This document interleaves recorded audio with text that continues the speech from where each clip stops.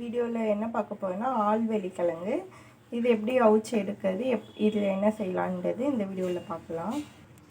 அதுக்கு ஃபஸ்ட்டு நீங்கள் இந்த மாதிரி ஆழ்வெள்ளி கிழங்கு வந்து ரொம்ப பெருசாக இல்லாமல் இந்த சைஸில் வந்து வெட்டி க்ளீன் பண்ணி எடுத்துக்கலாம், வாஷ் பண்ணி எடுத்துக்கலாம். நல்லா க்ளீன் பண்ணி வாஷ் பண்ணி எடுத்தாச்சு. இப்போ இதை குக்கரில் மாற்றிக்கலாம். நல்லா கிழங்கு வந்து முழுகிற அளவுக்கு வந்து தண்ணி விட்டாச்சு. இப்போ இதை விசில் போட்டு வேக வச்சு எடுத்துக்கலாம். நான் 2 விசில் வைக்க போகிறேன், வச்சு எடுக்க போகிறேன்.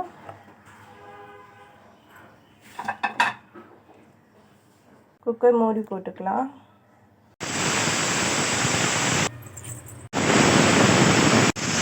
ஆஃப் பண்ணி குக்கர் வந்து இறக்கியாச்சு.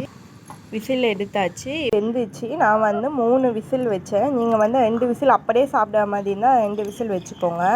இல்லை இது பிசைஞ்சு சாப்பிட்ற மாதிரி இருந்தால் 3 விசில் வைக்கணும். இப்போங்க வேக வச்சு எடுத்தாச்சு. இதை இப்போ ஒரு தட்டில் எடுத்து வச்சாச்சு. இப்போ தோல் எல்லாமே எடுத்துடலாம். நல்லா விசில் வச்சு எடுத்தாச்சு.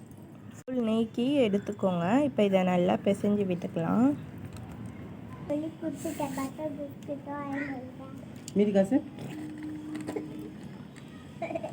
நாட்டு சக்கரை ஆட் பண்ணிக்கோங்க. ஆட் பண்ணி இன்னும் நல்லா பிசைஞ்சு எடுத்துக்கணும். நல்லா இந்த மாதிரி பிசைஞ்சு எடுத்துக்கோங்க. இதை வந்து ஈவினிங் ஸ்நாக்ஸாகவும் சாப்பிட்லாம். பசங்களுக்கு ஸ்கூல் விட்டு வந்தோடனே இந்த மாதிரி குழந்தைங்களுக்கும் இந்த மாதிரி ஸ்நாக்ஸ் செஞ்சு கொடுக்கலாம். நல்லா மசிச்சிடணும். அதுமாதிரி பெரியவங்களும் சாப்பிட்லாம். ரொம்பவே ஹெல்த்தியான ஒரு ஃபுட்டு, ஹெல்த்தியான ஒரு ஸ்நாக்ஸு. இப்போது ஈவினிங் ஸ்நாக்ஸு அழகாக ரெடி ஆகிட்டு, இந்த மாதிரி வந்து ஆழ்வெள்ளி கிழங்கு வாங்கி நல்லா வேக வச்சு தோல் நீக்கிட்டு மத்தோ இல்லை ஸ்பூனோ வச்சு நல்லா பிசைஞ்சிக்கோங்க. நாட்டு சக்கரை போட்டு நல்லா பிசைஞ்சு எடுத்துக்கோங்க.